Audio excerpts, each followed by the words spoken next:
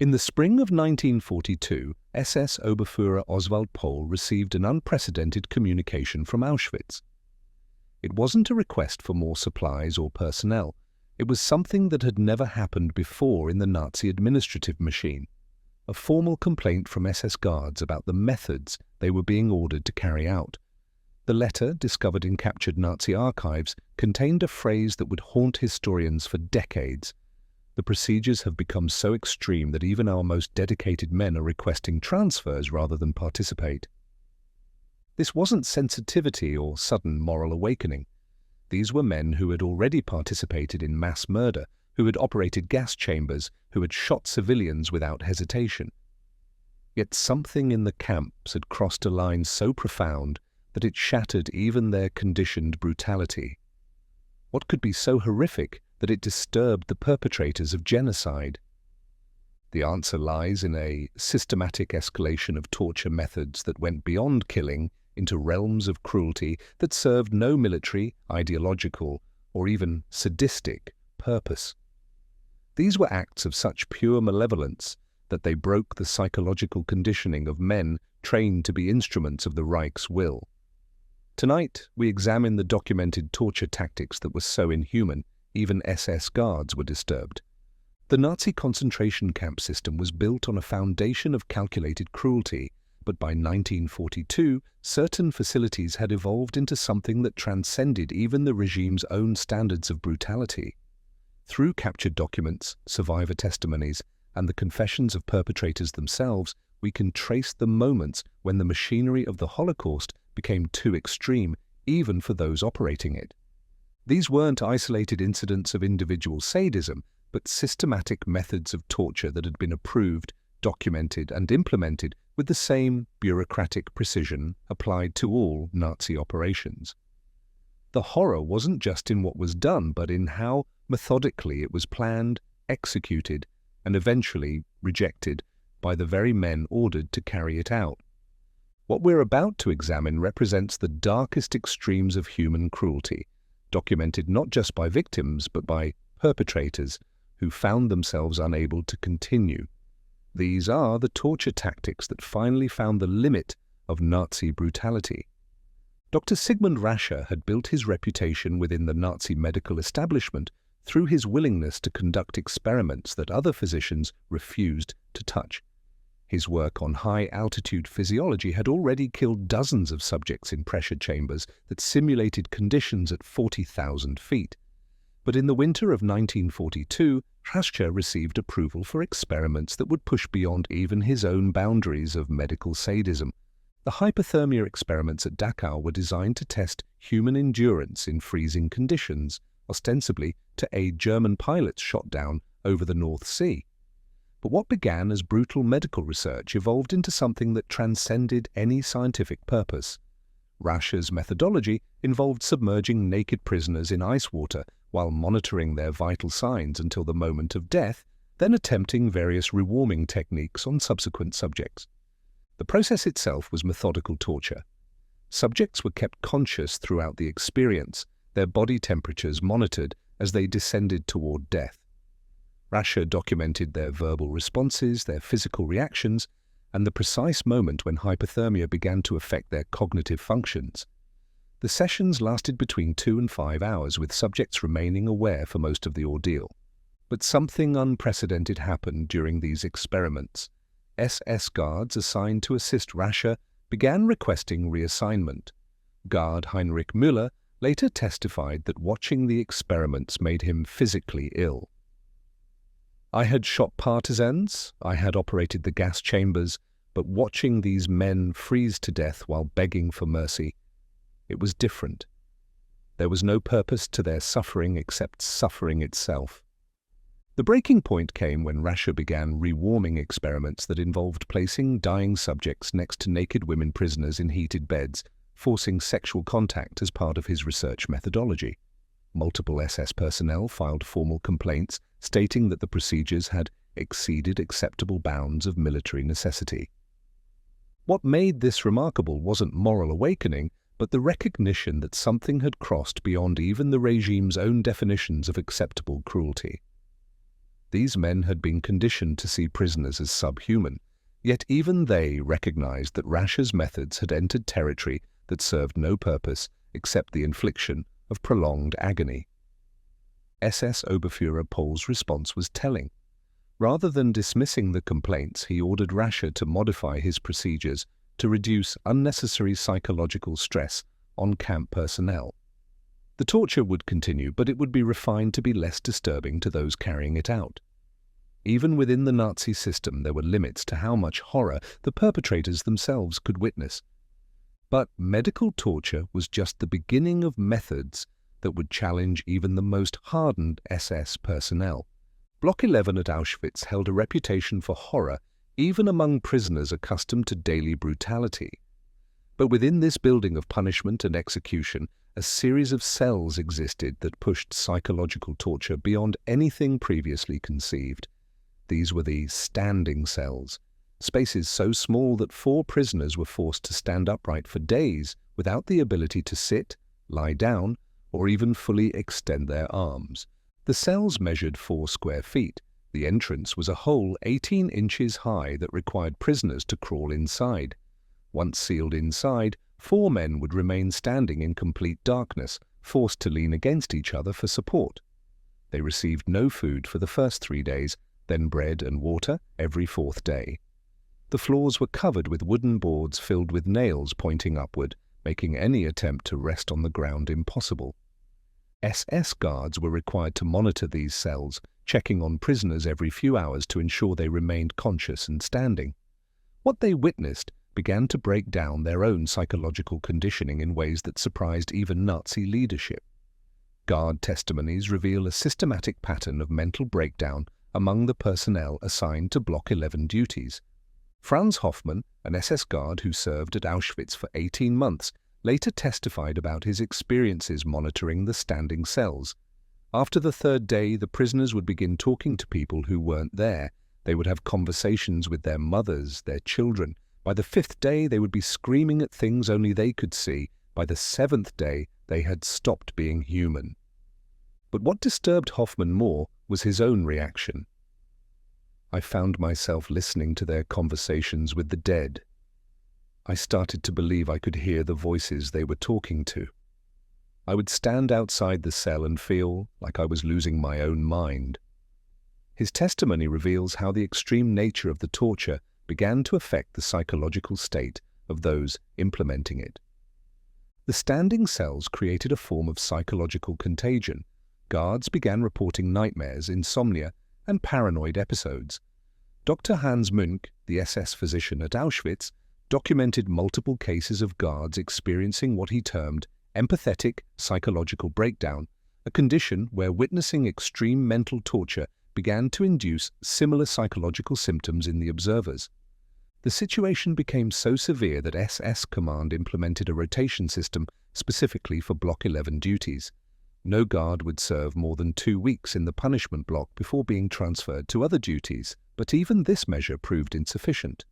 Guards continued to request transfers, citing what they described as unbearable psychological pressure.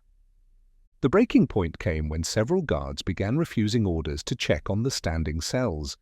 In an unprecedented move, they collectively petitioned their commanding officer, stating that continued exposure to the prisoners' psychological breakdown was affecting their own ability to function. The petition, preserved in captured Nazi documents, contains a phrase that reveals the depth of their disturbance. The screaming has become constant both from the prisoners and in our own heads. This wasn't compassion or moral objection. These were trained killers who had participated in mass executions without hesitation, but the prolonged psychological torture had crossed into territory that threatened their own mental stability. The Nazi system had created methods so extreme they began to destroy the perpetrators as well as the victims. Yet nothing prepared them for what happened in the children's barracks, where the youngest prisoners became subjects of experiments that would shatter even the most hardened SS personnel. Dr. Josef Mengele's arrival at Auschwitz in May 1943 marked the beginning of medical experiments that would push Nazi cruelty into previously unimaginable territory. While his twin studies have been documented extensively, It was his experiments on children that finally broke the psychological conditioning of SS guards who had witnessed years of atrocities without protest. The children's medical block in Birkenau housed approximately 200 twins between the ages of 2 and 16. Mengeler's experiments on these children involved procedures that served no scientific purpose but satisfied his pathological curiosity about genetic manipulation and pain tolerance in young subjects. The methods were so extreme that they challenged the Nazi system's own capacity to implement them. The experiments began with what appeared to be routine medical examinations. Children were measured, photographed, and subjected to blood tests. But the procedures quickly escalated into systematic torture disguised as research. Mengele would inject dyes into children's eyes to change their color, causing blindness and excruciating pain. He performed unnecessary surgeries without anesthesia, amputated limbs to study healing processes, and conducted deliberate infections to observe disease progression in developing bodies. But what finally broke SS personnel wasn't the physical torture itself. It was being forced to participate in the psychological manipulation that accompanied these procedures. Guards were ordered to tell children they were going to see their parents, then escort them to Mengele's laboratory. They were required to comfort crying children with lies about medical treatments that would help them, then hold them down during procedures that had no purpose except causing agony. SS guard Wilhelm Boger later testified about his breaking point. "I could shoot adults, I could operate the gas chambers, but I could not look into a child's eyes while lying to them about what was about to happen. The children would thank us for being kind to them, even as we prepared them for torture. That gratitude, it was worse than their screams." The psychological impact on guards was severe and immediate. Multiple personnel requested immediate transfers from the children's medical block, citing what they described as unbearable emotional distress. Some guards began experiencing what Dr. Munch documented as acute empathetic trauma, a condition where witnessing the torture of children triggered psychological symptoms that mirrored those of the victims themselves. The situation reached a crisis point when an entire guard detail refused to escort children to Mengele's laboratory. Their collective refusal, unprecedented in the Nazi system, forced SS command to bring in personnel from other camps who had no prior contact with the children. But even these replacement guards began experiencing similar psychological breakdown within days of assignment. Most disturbing to SS leadership was the discovery that guards were beginning to form emotional attachments to specific children. Several personnel were found providing extra food to young prisoners, smuggling them blankets, and in one documented case, attempting to falsify medical records to spare a child from scheduled experiments. These actions represented complete breakdown of the dehumanization training that was fundamental to SS conditioning. The crisis deepened when Mengele demanded that guards participate more actively in his procedures, requiring them to hold children during injections and surgical procedures. The refusal rate became so high that Mengele complained directly to Auschwitz Commandant Rudolf Höss that personnel reliability has become compromised by excessive emotional involvement with subjects. Dr. Hans Münch, who observed both the experiments and their impact on SS personnel, later testified about the systematic psychological breakdown he witnessed. The guards could participate in mass killing because it was abstract, impersonal. But being forced to interact individually with children to gain their trust before betraying it created a cognitive dissonance that their conditioning could not handle. They began to see the children as human beings, which made them question everything they had been taught about racial hierarchy.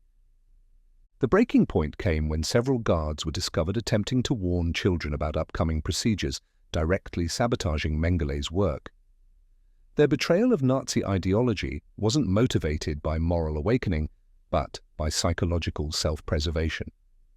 The torture of innocence had crossed a threshold that threatened their own mental stability. But the ultimate test of SS conscience came with a method so brutal that it would force changes to Nazi policy at the highest levels. In the autumn of 1943, Dr. Heinrich Börning received authorization to conduct what would become known as the nutritional limitation studies at Mauthausen concentration camp. These experiments were designed to determine the minimum caloric intake required to maintain human consciousness while maximizing suffering and prolonging death. The methodology was so systematic in its cruelty that it would ultimately trigger the largest personnel crisis in SS history. The starvation experiments involved selecting healthy prisoners and reducing their food intake to precisely calculated levels designed to maintain consciousness while causing maximum physical and psychological deterioration. Subjects received between 200 to 400 calories per day, roughly 1/10 of normal nutritional requirements, while being forced to perform physical labor and subjected to constant medical monitoring. But what distinguished these experiments from simple starvation was their deliberate psychological component. Prisoners were shown food they could not have, forced to prepare meals for guards while starving, and subjected to detailed discussions about food while being denied nutrition. The goal was not just physical deterioration, but complete psychological breakdown through sustained hope and denial. The process typically lasted between 6 and 12 weeks. During this period, subjects would progress through predictable stages of physical and mental collapse while being kept alive through precisely calculated medical intervention. Guards were required to monitor subjects continuously, documenting their physical deterioration and psychological responses in detailed logs. The impact on SS personnel was immediate and severe. Unlike previous torture methods that were brief and decisive, the starvation experiments required guards to witness prolonged suffering over months. They watched healthy men gradually transform into skeletal figures while remaining conscious and aware of their deterioration. More disturbing, they were required to interact with subjects daily, creating unavoidable personal connections with people they were slowly killing. SS guard Anton Kaindl later testified about the psychological toll. Watching someone die over 3 months while they beg you for food every day, it changes something inside you. These men would talk about their families, their lives, their hopes, all while we were slowly murdering them. I started having nightmares about food, about starving to death myself. The breaking point came when guards began sharing their own rations with subjects, directly sabotaging the experiments. Within 2 months of the protocol's implementation, over 40% of assigned personnel had either requested transfer or been discovered providing unauthorized food to prisoners. The sabotage became so systematic that Dr. Burning complained to SS headquarters that the experimental integrity has been compromised by personnel who appear unable to maintain professional detachment. But the crisis deepened when guards themselves began experiencing symptoms that mirrored those of starvation subjects. Multiple personnel reported obsessive thoughts about food, hoarding behavior, and what Dr. Munch documented as sympathetic appetite suppression, a condition where witnesses to starvation began losing their own ability to eat normally. SS Oberfuhrer Pohl received unprecedented numbers of transfer requests from Mauthausen, with guards citing psychological incompatibility with assignment requirements. Many requests contained detailed descriptions of nightmares, anxiety attacks, and what they described as unbearable guilt responses. These were men who had participated in mass executions without hesitation, yet prolonged witness to starvation had triggered psychological responses they could not control. The situation reached a crisis when an entire guard company refused to continue monitoring the starvation subjects.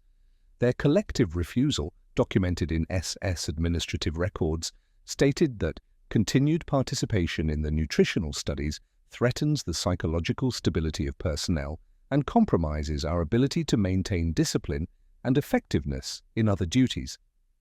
Most significantly, the starvation experiments began affecting guards' families.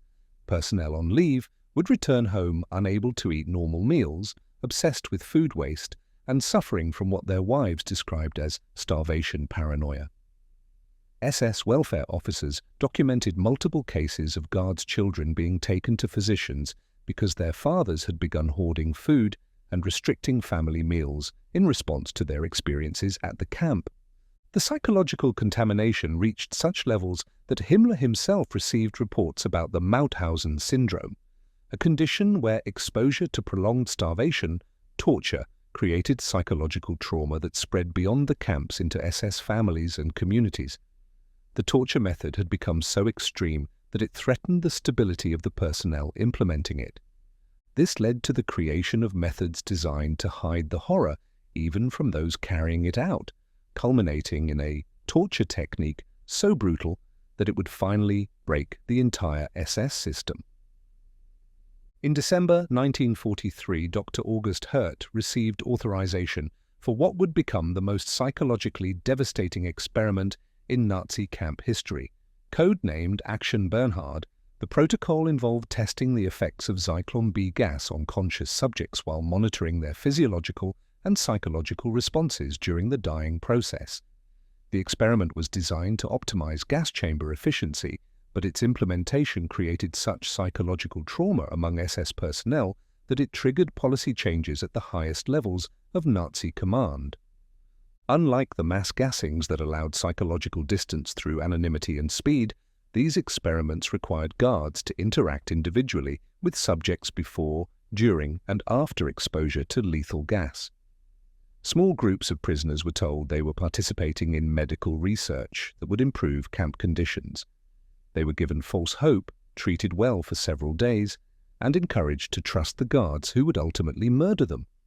The protocol required guards to escort subjects to the gas chamber, engage in casual conversation to keep them calm, then remain present during the entire dying process while recording detailed observations of each victim's physical and psychological responses.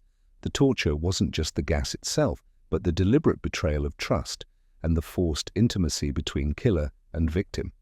SS guard Friedrich Hartenstein later testified about his first assignment to the experiment. They made us talk to them, learn their names, their stories.